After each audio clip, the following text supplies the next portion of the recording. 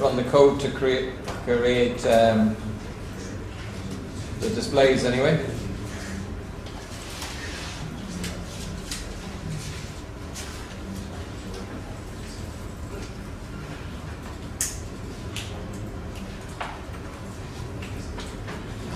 It is open, there we go.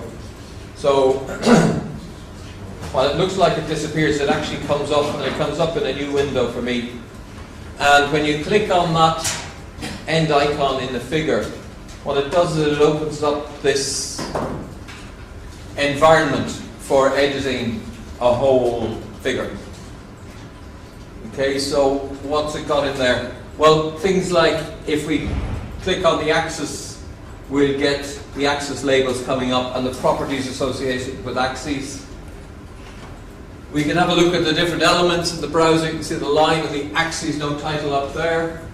We get a whole load of variables that we've got in MATLAB already. And we can have new subplots and 3D axes and things like that up there if we want them. But what this does allow you to do is to, if you click on the different elements in the plot, we can have the x-axis, the y-axis, the z-axis, although that's straight in and out of the board in a 2D plot, so we don't see that one. You can change font, things like that. So we can put an x-axis label in here.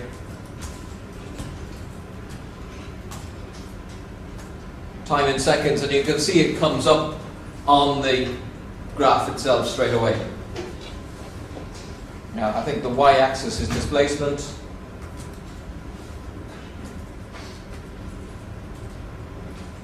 I think I've got a V instead of a C. That's a common one for my fingers. It might be meters or it might be millimeters, I can't remember. And you can see you can get multi-line if you like. You can also do things like sort out where the tick marks are. So you can have them automatically. Maybe I'll turn the lights out at the front here. So you can have them automatically come up. You can put them in manual. You can put them in as an increment. You can have the labels automatically or manual where you want them. So you can be much more creative with what's going on there. You know, here the gap is 0.15, so maybe I want to step by 0.05.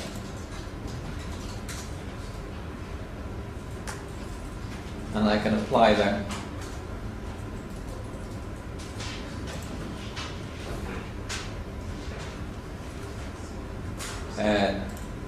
So all of those elements, oh wait, I see what's going on. Let's have a look. Ticks again. Show the minor ticks. Step by, that's what we wanted. So you can see it's put in all the intervening ones there as minor ticks. That's what we set that up to do. Okay, the labels again we can use to match or have different elements, so we get major and minor elements on that. We can do the same on the time axis. If we go out here, sorry, we have automatics set on the y limits of minus 0.15 to 2, or yeah, to plus 0.2. If I untick the automatic, I can put minus 0.2 in here. And I'll get a graph that's symmetric about the origin, if that's what I want. Okay, so I can play around with those there if I like. And if I want to zoom in on an area, I'll go to the x-axis and say I want the time between 1 and 2 seconds. I'll type 1 and 2 there, and you can see the auto tick on that automatically gets unticked as soon as we try and override any of the limits. And when I come out of that second field, then you can see it's got sorted out in there.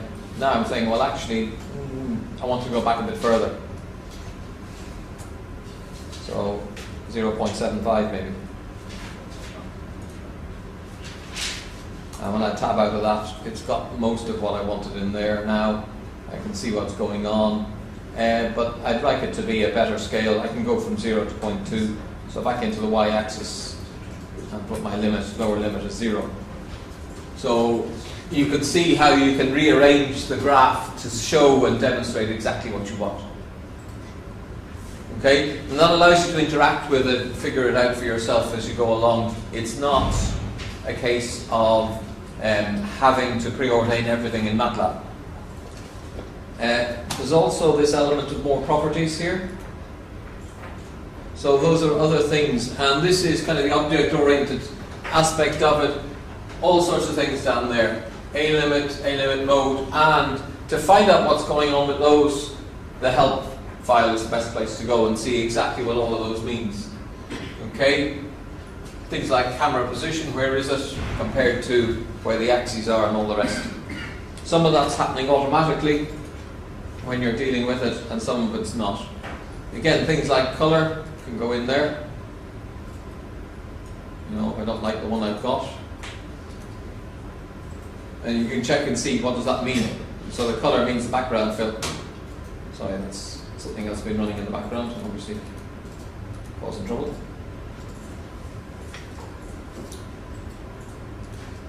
Right, so I want my background to be white.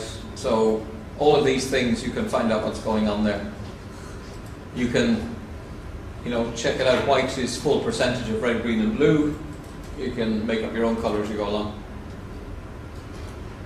Clipping is kind of finding out what's going on. Line style, order. You know, you can pick different line styles. What's there? And add them on as we go. Line width. Maybe you'd like it to be 1 point rather than half point. And so on, all the way down. So you can have a look and see what the different properties that you're trying to deal with in there. Things like tick length, that's how long these tick marks are around the edge of the graph.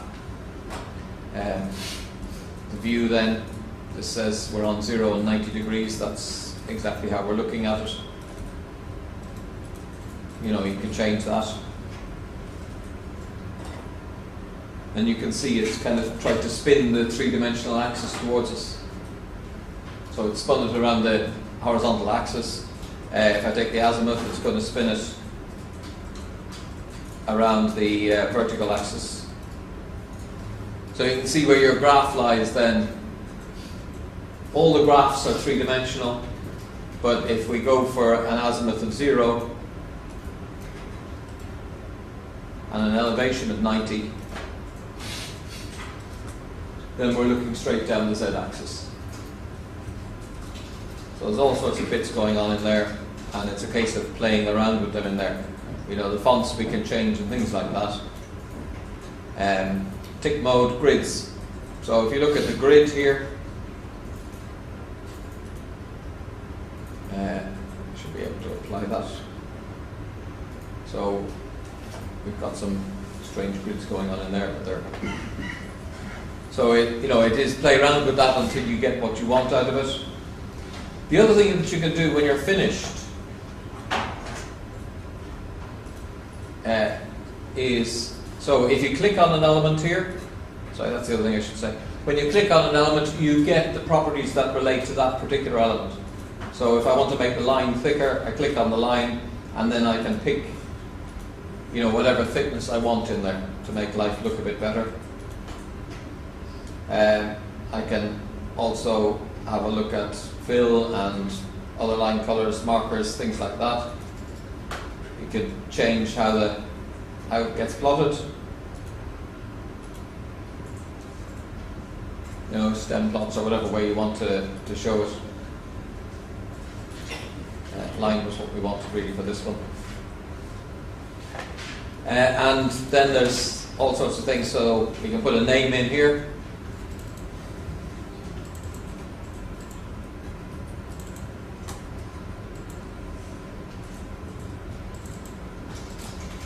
And then you can refer to it somewhere else. So you can see it's come out here.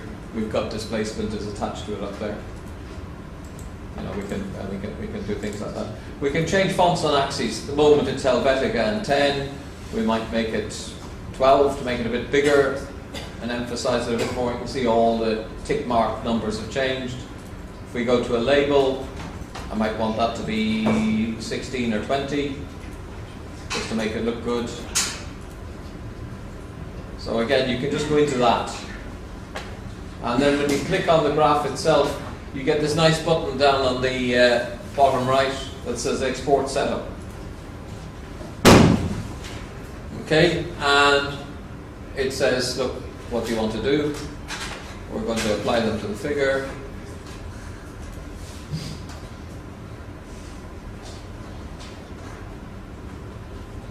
We can export them through here, or we don't. Should get that. That's not what I want to do. Work.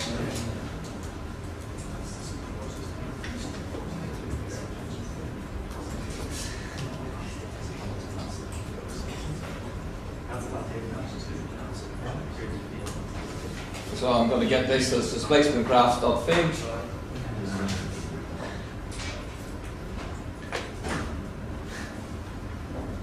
And we're able to work with that. Go back to the graph itself, it's just the second one in. And you can see I have an automatic legend has come up with the mistyped name that I put in.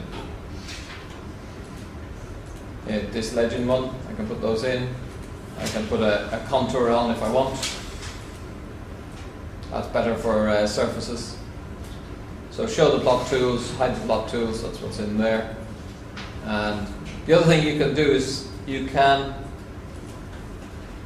find out what the data is at any particular point along your graph.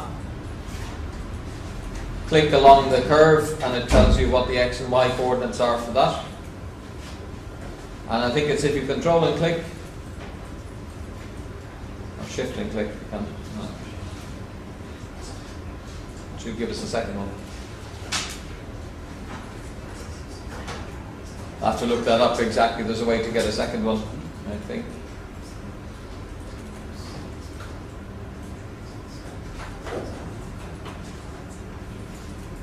Sorry, Alt and click. Puts in lots more data points along the curve. Okay? So that way you can extract information from your graphs if you need them.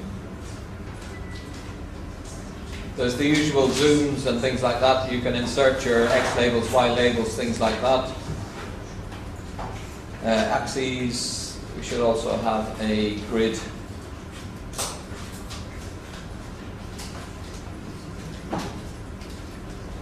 So a lot of the properties you can edit from here as well if you want.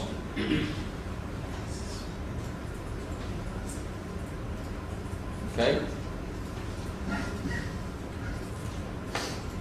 And that gets you, lets you format your graphs up to make them look a little bit nicer on the screen, and hopefully a little bit nicer when you put them into your reports or documents. Any questions about that?